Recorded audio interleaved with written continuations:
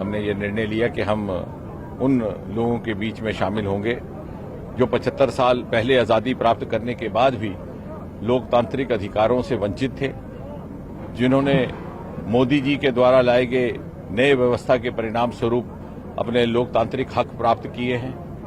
अजीब विडंबना है कि बंटवारे के बाद जिन भाइयों ने ये फैसला किया कि वो पाकिस्तान का शहरी बनना उनको मंजूर नहीं है, वो हिंदुस्तान जाकर के हिंदुस्तान के शहरी बनकर के रहेंगे और इसलिए अपना घर बाहर, अपनी रसोई चूल्हा छोड़ करके कत्लो गारत से गुजरते हुए, अपने प्रियजनों से बिछड़ते हुए हिंदुस्तान पहुंचे।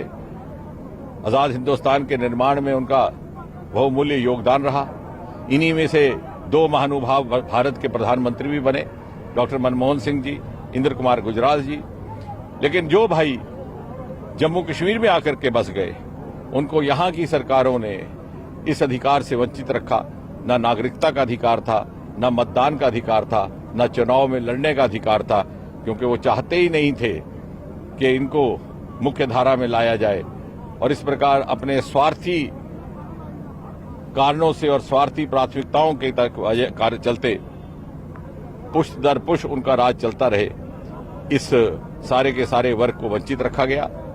आज मोदी जी ने उस पिछली सरकारों का प्रायश्चित करते हुए उनके पाप का इन्हें वो सारे अधिकार प्राप्त किए हैं, सारे अधिकार उपलब्ध करवाए हैं। और जैसे कहा जाता है कि लोकतंत्र का अर्थ ये है कि बच्चा कहीं भी जन्म ले, घर बड़ा हो के छोटा, अमीर का हो के गरीब का, माँ ये साहस कर सके स्वप्न देखने की कि उसका बच्चा भी बड़ा होकर के ऊंचे से ऊंचे पद पर आसीन हो सकता है।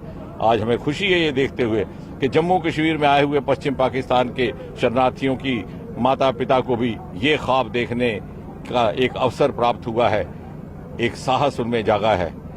और आज इनमें भी एक तमन्ना उठी है कि कल को ये भी मतदान कर सकते हैं, आने वाले विधानसभा में ये भी उम्मीदवार हो सकते हैं, ये भी जम्मू कश्मीर में विधायक एमएलए बन सकते हैं, मंत्री बन सकते हैं। और यदि भारत के 2 प्रधानमंत्री रिफ्यूजी वर्ग से हुए तो क्यों नहीं जम्मू कश्मीर का भी मुख्यमंत्री इसी वर्ग से हो सकता है। एक नया उत्साह, एक नया वलवला इस अमृत काल में मोदी जी के संघर्ष और मोदी जी के कोशिशों से आज हमें देखने को मिल रहा है। और मुझे विश्वास है कि आने वाले 25 वर्ष में जब मोदी जी के नेतृत्व में भारत शिखर पटल पर पहुंचेगा तो वहां इन्हीं भाइयों बहनों का, क्योंकि इनमें प्रतिभा भी है, इनमें मेहनत करने का जज्बा भी है, निष्ठा भी है, इन्हीं के योगदान से भारत विश्व की प्रथम कतार में जाकर के खड़ा होगा।